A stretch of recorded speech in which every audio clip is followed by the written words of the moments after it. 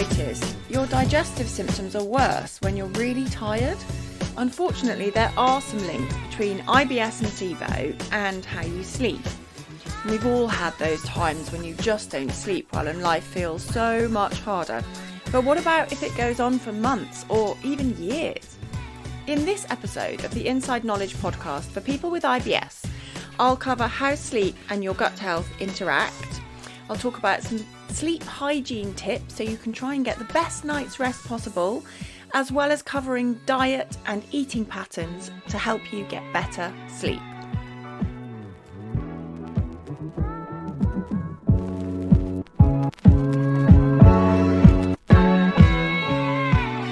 Hello, welcome to episode 59 of the Inside Knowledge. I'm Anna Mapson.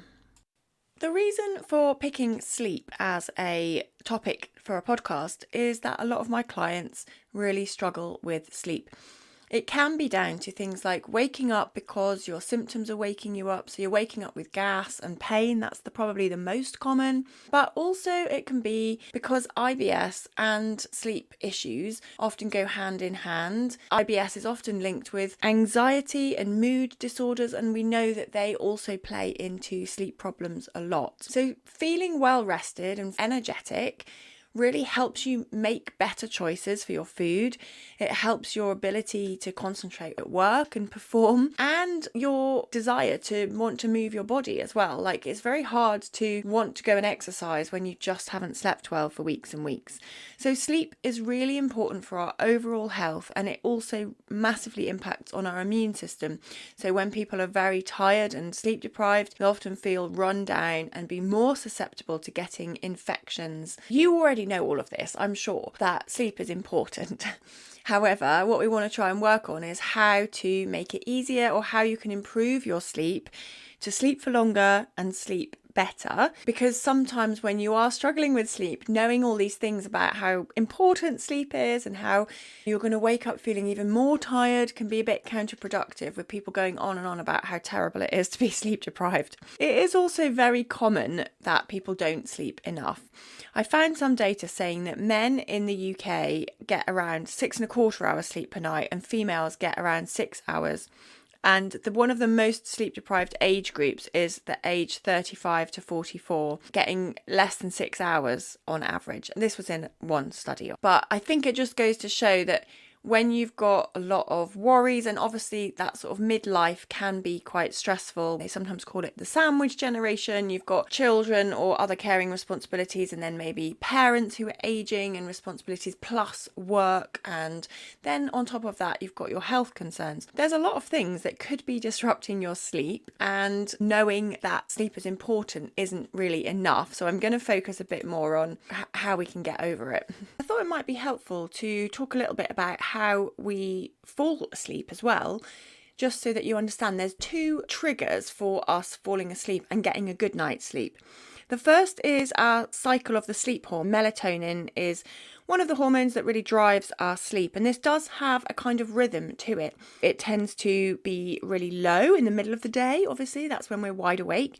And then as the night starts to fall, the light becomes darker, and also throughout our day, we change our pattern, we start to slow down, and then melatonin will increase, and it tends to peak just after midnight, like the early hours of the morning, and then it decreases again as we start to wake up. The other way that we sleep is something called sleep pressure. So throughout the day, all our cells are burning energy, we're moving around, doing things. And there is a byproduct called adenosine. So there are adenosine receptors in the brain, and there is this kind of build up of pressure, this adenosine, that's getting stronger and stronger, and that is also triggering the need to sleep. Now, adenosine is blocked by caffeine. When we have a cup of tea and coffee, that will stop your brain receiving the messages about adenosine, which will reduce your sleep pressure. Also, if you have a nap, that also reduces the pressure to sleep. You've probably already noticed that when you're more stressed, you feel more anxious, and therefore sleep becomes becomes even harder. We know when we're overtired, we might feel more anxious, and that can be really hard to switch off. It's basically your brain putting your body into a kind of danger mode, thinking, okay, I haven't slept because there must be something going on. I've got to be on high alert all the time and always looking for danger and something that could go wrong. So you're always looking out to anticipate the worst case scenarios, and then this can further drive anxiety levels. So we also know when we're in that fight or flight state, we don't digest food as well. And this can end up leading to higher levels of bloating and gas and pain that then can wake you up. So it can become this really vicious cycle that is actually quite hard to get out of. We also know that sleep can change your gut microbiota, which is really interesting. I found this study where some young and normal healthy men, and they sleep deprived them for 2 nights. And they tested their gut microbes before and after the experiment. And in just 2 nights of 4 hours sleep, so they had half the recommended time rather than 8 hours, they saw changes in their gut microbes. And these microbes were more associated with metabolic disruption. So think about things like blood sugar regulation, increased weight gain. Also, the men had worse insulin responses, meaning they were less able to pack away glucose from their food. They got a big insulin rise. If that was to go on over time, it can potentially lead to metabolic conditions like diabetes and that sort of thing. They've also done experiments taking sleep-deprived mice that sort of mimics a jet lag experience, and they noticed this sort of insulin changes in these mice when they gave the bacteria from the jet-lagged mice to other mice. They also saw the insulin responses. We also know that there might be an immune response as well, as some inflammatory markers are increased by sleep deprivation. These are interleukin 6, TNF alpha, sometimes nuclear factor kappa B. These are increased when people are really sleep deprived chronically and in the short term as well in studies. Then the other thing is when we're tired, we tend to make different food choices. We choose foods that are energy dense. We crave sweet things that are going to give us a hit. And that is because when we're really tired, your brain is just desperate for some energy. And the quickest release carbohydrates would be like simple sugars, simple carbohydrates, because you know that those are going to give you that energy hit to get through the next stage of the day until you can sleep again. Now, I'm going to move on to what you can do to improve your sleep now, but I wanted to just labour that point a little bit, that it is important and it does affect your digestion. So lack of sleep is not something to ignore when we're looking at how to improve your digestion. Some people are surprised about that and don't give sleep the priority that it deserves. One of the key things that I see with some clients as well is you're not giving yourself 8 hours opportunity for sleep. You're not going to bed in enough time, basically. A lot of people will go to bed at 11, 12 o'clock and then be needing to get up quite early, or they're waking up quite early. And so they're just not getting even 8 hours in bed, let alone 8 hours asleep. So one of the first things that you can do to try and improve your sleep is to just give yourself an opportunity to get that 8 hours sleep. Now, when we talk about 8 hours, that is the magic number, but we know probably from studies that some people will do better on a little bit less, some people will do better on a little bit more, and there's no exact science to it. It's what suits you. We also know some people are more of a early morning, like lark chronotype, so somebody who prefers to get up early and go to bed early. And then there's the night owls who prefer to wake up late and go to bed late. Now, the problem is for the night owls that our society is very much geared to people who get up early, and school and work mostly all require people to be up, dressed, out of the house early in the morning and not sleeping in. And this is a real problem for teenagers who have a late chronotype. As they sort of get to 14, 15, 16, it's natural for them to want to sleep in later and wake up later. However, school and everything normally means that they have to get up early, which means that they then are sleep deprived if they're staying up late. So although they hate it, going to bed early for teenagers is some of the best things they can do to maintain all those things I was just talking about: the blood glucose, the better insulin response, the healthy immune system, and also ability, obviously, to concentrate. So that is one of the first things. We've got to get you having enough sleep and enough time in bed. Now, if you are someone who has got ability to change your schedule to meet your needs, and you're someone who can start work whenever you want, you prefer to start work at 11 in the morning and you sleep through, that is okay. Although there is some sort of research that says people who are the earlier chronotype tend to be healthier and tend to have healthier weight, but it might be more skewed because of the way society treats people who like to sleep in. Often you can't juggle your schedule around to meet that.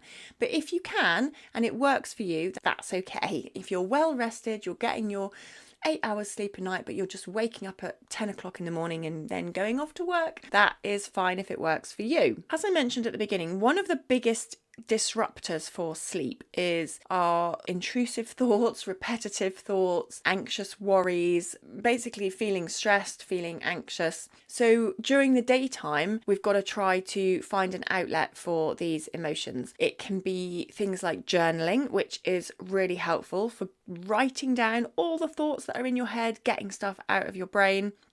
Maybe it's chatting to your friends more frequently. But another really good approach, if you are struggling with sleep, is to have therapy and go for some counselling if that is financially available to you. If not, you might be able to get something through your doctor, although there are massively long waiting lists. But finding a way to be able to talk about your emotions, talk about your thoughts, is really, really helpful to getting better sleep, because those are the times when the worries come cascading around your brain.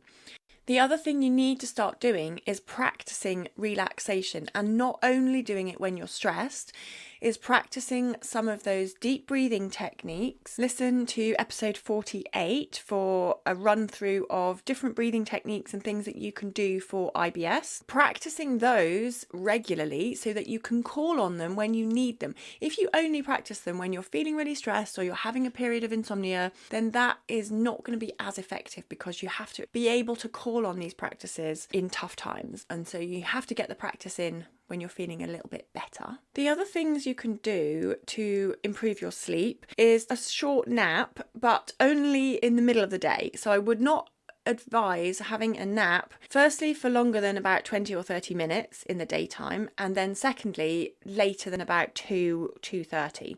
And that is because you're going to impact on your sleep pressure, and it makes it harder to go to sleep the following night. Most of the advice around sleep is also trying to stick to a bit of a schedule, even at the weekends, so that you are trying to get up early at the weekends if you get up early during the week. So you keep the same routine, and that is about stabilising that production of the melatonin and your sleep cycle, and trying to keep it consistent, because sometimes it's called social jet lag, where you sleep in at the weekends, particularly if it's like a long weekend and you have 3 nights of sleeping in late. When you try and get up on Monday morning, it's like your body clock has shifted to the weekend pattern. And then on Monday, you've got to try and get back to your work pattern, and you can feel really tired. You can feel like you're jet lagged because your body has been used to waking up at 10 a.m, but suddenly you've got to wake up at 6:30 and get to work. So trying to keep a stable pattern, even at the weekends, is really beneficial for getting good quality deep sleep. Other things that help improve your sleep include activity during the daytime, exercising, ideally for about 30 minutes a day, preferably outside, because then you are also getting exposure to daylight. And you might have heard me talk about this before, but when we see daylight in the morning, that helps to suppress the melatonin. When your eyes are exposed to the bright sunlight, and this does not help by getting a bright light and inside the house, it just won't work. There's a very different sort of light that comes from the sun. The best thing to do is just to go outside. Even on a cloudy day, you will be exposed to higher lux. That's how they calculate the light. I don't actually know what it stands for. Lux, and that is going to be higher, and it also stops the production of melatonin in the morning, which then kicks it off again at night. So when you stop it in the morning, it comes back stronger at night, and that is what we want to regulate your sleep and wake cycle. In babies, that sleep and wake cycle is not established when they first come out of the womb, and it's all over the place, and that's why babies wake up a lot during the first year of their life, and possibly more. But it takes a long time for this wake sleep cycle to regulate itself. Exercising during the day, ideally at least 30 minutes, and it doesn't have to be full on exercise, just a nice walk with your dog or popping around to the shops, that's okay, but just getting a bit of movement in, because that also helps your body realize we're awake and active in the day, we're better to sleep and be calm at night. So exercising, but not too near bedtime. For people who exercise within 2 to 3 hours of bed, sometimes you might still have raised cortisol levels. So when we do engage in exercise that really stresses your heart out and you pumps your blood round and you're really getting going, that is fantastic for your health, but it can also raise up your cortisol levels a little bit, and then you might find it's harder for those cortisol levels to fade away to allow you to go to sleep on time. So if possible, try to get your exercise a bit earlier in the day, and if possible in the morning, I would say, but obviously doesn't work for everyone's schedule. Now, sleep hygiene is also very important. This is about making sure your room is dark. So if possible, blocking out all your street lamps, turn off any electric lights, make sure that your eyes are not exposed to daylight. When the room is not properly dark, your body may still be noticing light coming through your eyelids and to the retina, the back of your eye, and still sending some messages to the brain that there is something going on. It's not time to sleep. So having it as dark as you can really, really helps. And try to have the room as cool as you can, like around 18 degrees apparently is a good temperature. So whether you have the window open, if you need to wear earplugs as well to make it quiet, or an eye mask to make it dark, that's helpful for some people. And I know at the moment, right now, we're in the middle of the British summer and it's light by about 4 o'clock in the morning. And at the moment, we haven't got our blackout blinds up, and I'm having to put an eye mask on as soon as I wake up and realise it's 4 a.m. and I want to go back to sleep, put my eye mask on and try to go back to sleep. Try not to keep checking on the clock as well, or looking at the phone, because partly the light wakes you up a little bit, but also it can make you feel really anxious if you wake up a lot through the night. Try, if possible, to just go back to sleep and don't worry about what time it is. If we think about eating and what you can do in terms of diet to improve your sleep, one of the first things I would say is think about your caffeine intake. When you're very tired, obviously you may want to rely on caffeine to wake yourself up in the morning. There is some advice as well that says try not to have coffee or tea first thing. Like if you can wait for an hour or so, then you are actually maximizing your usefulness of the caffeine hitting your brain. So when you first wake up, your body may be quite high in melatonin, and that's the sleep hormone. You might feel quite groggy and you need that to clear. So one of the best things you can do is go outside and get that daylight, as I was mentioning. That helps you. And then also any kind of movement that you can do in the morning, it helps to wake your body up. Have a drink of water, do a little bit of movement, a bit of exercise. Just in your pajamas in the kitchen is fine. It doesn't have to be going for a run or anything. That helps to wake you up without the caffeine. Then if you have your caffeine a bit later on, you're probably not going to need as much caffeine throughout the day. Whereas if you have one as soon as you wake up, probably by mid-morning, you're going to need another one, as that caffeine will have worn off. Try and keep your caffeine to before lunchtime if you can. So if you do drink tea, coffee, green tea, and also things like Coke and Pepsi that have caffeine in them, or energy drinks, then try to keep these in the morning, because caffeine has a very long half-life. That means the time it takes to leave our body through the liver processing it is around 6 hours. And then if you have a cup of coffee at 12 o'clock, at 6 o'clock at night, you've still got half the amount of caffeine there on average. Some people will be much faster metabolizers of caffeine than others. However, that is still a lot of caffeine to have in your body. Now, if you push that back a few hours again, and we're talking about 4 o'clock, you have a cup of coffee, then at 10 o'clock at night, you've still got caffeine sloshing around your blood, maybe interfering with your sleep. Now, even if you're someone who says, I can drink coffee at tea time and I still go to sleep all right, some people can because they are, like I said, very fast metabolizers of caffeine. However, you may find you don't get as good quality sleep. So that caffeine is still there in your body, and the sleep pressure allows you to fall asleep, but it could disrupt your sleep-wake cycle. Also, in the evenings, you want to try to avoid alcohol. That can be a sedative, so it may help you fall asleep quite quickly, but then you probably will wake up early hours of the morning, maybe feeling a bit dehydrated, maybe with a blood sugar dip. So alcohol feels like it's relaxing and soothing, but actually can probably impact on your sleep. You may also find your liver is working a little bit overtime and you wake up very hot about 3 or 4 o'clock in the morning. I know that definitely happens to me. Now, I spoke about when to ignore my IBS advice in episode 56. One of the things I mentioned is having a night snack if you're someone who wakes up. So this is good advice, and you do not need to always follow the recommendation to fast overnight if you're someone who wakes up a lot. So if you find yourself regularly waking up early, maybe you're not eating enough during the day. So I would definitely consider upping your protein to the minimum, which is 0.8 grams of protein for every kilo of body weight that you have. You can work it out depending on your body size. Go and listen to the episode on protein, episode 46, which goes through all the calculations and it's got all the information on there. Ideally, you want to try and allow about 3 hours before bed to digest your food, to allow the food to go down so that when you lie down, there's no chance of additional reflux issues, because the food is starting to move out through your stomach and into your small intestine. If you go to bed after a big meal, you may find you're getting some heartburn, maybe a bit more nausea. And also, sometimes people feel they don't sleep as well when the food is still in their stomach. Everything sort of slows down when you sleep, including digestion. So you're not going to get that processing of nutrients as effectively, and it's just kind of sitting in your gut for longer. Some people find taking a magnesium supplement may be helpful, particularly the form of magnesium glycinate or bisglycinate. This is very relaxing on the nervous system and can be helpful before bed. Check with your health provider whether that is suitable for you.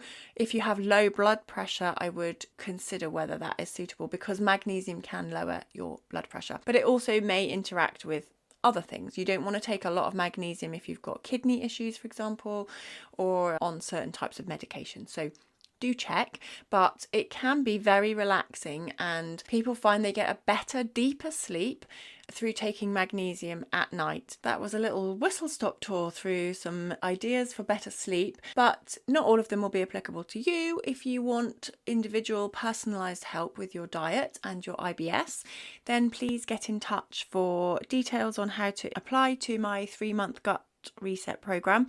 That is where I work with people on a one-to-one basis over 3 months, with lots of one-to-one coaching time and support to improve your diet. So if you're interested in that, please email me or get in touch via my website. The email address is info@goodnessme-nutrition.com. Thanks for listening to this episode of The Inside Knowledge. Better digestion for everyone.